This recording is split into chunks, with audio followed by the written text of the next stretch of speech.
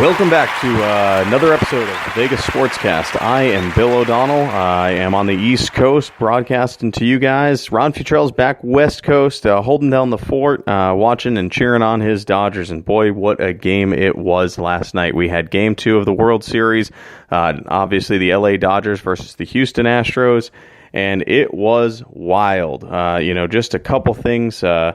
First of all, things to consider is this is the Astros still have not lost a game that Verlander has pitched. So we are seeing just continued success out of the Astros organization every time Verlander is on that mound. So it is just unreal. Once again, the Astros did end up winning last night in a wild and chaotic game. Astros hit back-to-back home runs in the top half of extra innings. Still didn't even win in that inning because the Dodgers did make a comeback and tie it up. Astros, ended up. This is their first World Series win, in team history as an American League team. They did make the World Series as a National League team, but this is their first actual win as an American League team. So, just unbelievably chaotic game. If anybody was watching late in the game, we had, even in extra innings, we had Davinsky come on trying to, with the tying run on second, and we had Chris Taylor at bat. The reliever swiftly fired to second base to try to surprise base runner Enrique Hernandez. The throw itself actually just, careened right into the umpire, who was standing just to the right. If you're looking at it from the outfield, but he was from home plate. He was standing just to the left of second base. I mean, it was a perfectly thrown shot right at the umpire. The ball normally would have sailed into center field, but instead it actually careened back towards the second baseman, leaving the runner at second.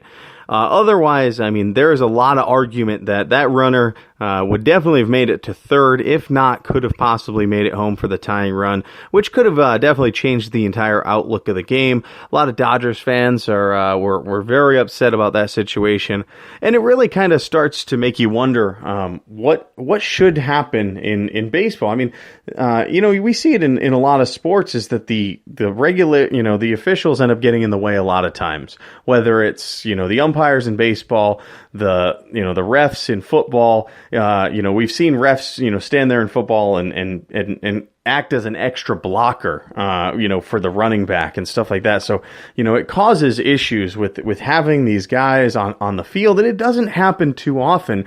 But when you see it in those large spotlight situations, it really does draw the attention to it. We have so much technology now. We have cameras that can see better than people. Why do we need these people on the actual field anymore? Why are they taking up the room? And I think last night was a really good example of that, is that umpire did possibly, and you can't really say definitively, but did possibly, actually change the outlook of the game by being in the way of that pickoff play. I mean, either way, the game, was probably one of the better World Series games I've seen in a long time.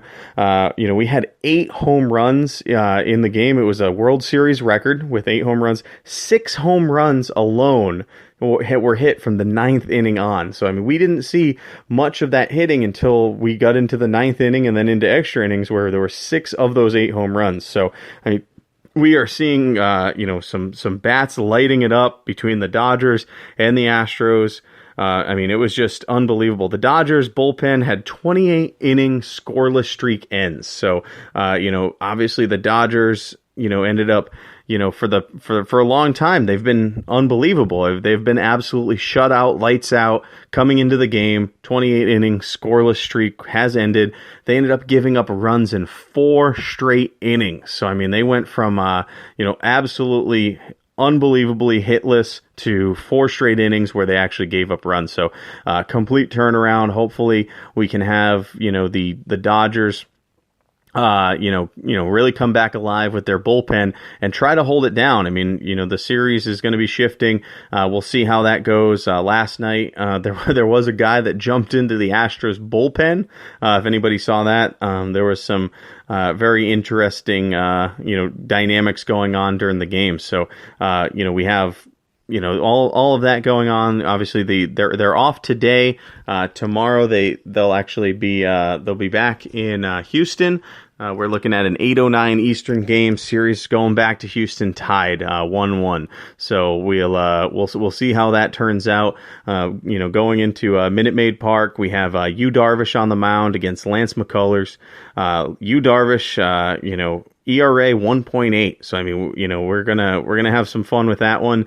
Against Lance McCullers, ERA coming in with a 6 ERA. So gonna be an interesting game. Gonna shift back to Houston.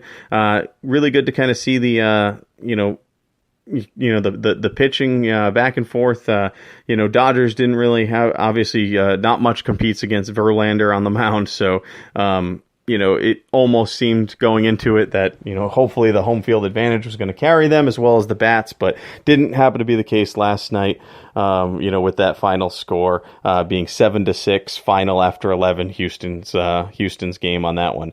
In other breaking news, Major League Baseball, we also had Joe Girardi, manager of the Yankees. He did not, he just finished a 10-year contract with the Yankees, and the Yankees chose not to extend his contract. So, as a Yankees hater myself, Boston Red Sox fan, I must say it's good to see him go. But it's not that he got fired. Like a lot of other teams, they just chose to go in a different direction and didn't want to extend his contract. Overall, he had a winning record in the past 10 years. He was, especially with the absolute kind of piss poor roster the Yankees have kind of come up with over the past few years. It's really not bad. He did a really great job with what he had. Joe Torre, prior and looking at, the past Yankees rosters, they had phenomenal rosters, for years. Absolutely. Murderers Row, even the modern Murderers Row and stuff like that for hitting. They've always had great lineups. The past few years, the Yankees have really gone, sluggish. They haven't had a farm system to really rely on for years. So a lot of their talent, the Yankees kind of purchased it, and everybody knew that. So, with their kind of reinvention, trying to look back towards their farm system, with a lot of their different guys and reform their team and rebuild. Joe Girardi really did a great job with what little he did have, but the Yankees did choose to go into a different direction with that. So not too surprising, but I guess it's better than getting fired. On the NFL side, we have tonight's game. We have Miami playing in Baltimore. Miami currently sitting at 4-2. Baltimore 3-4. Joe Flacco, or Joe Flacco. A lot of different things can be said about Joe Flacco. Well, the biggest thing that can really be said is he went from one-time Super Bowl MVP just not too many years ago, currently the 31st ranked passer in the league. So he is definitely not commanding his exorbitant salary. He's one of the highest paid quarterbacks in the league, and you can just absolutely see his stat sheet is not good at all.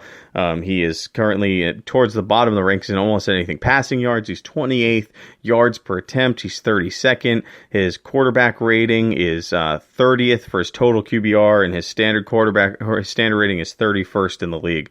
Interceptions, 28th in the league. So, he's, only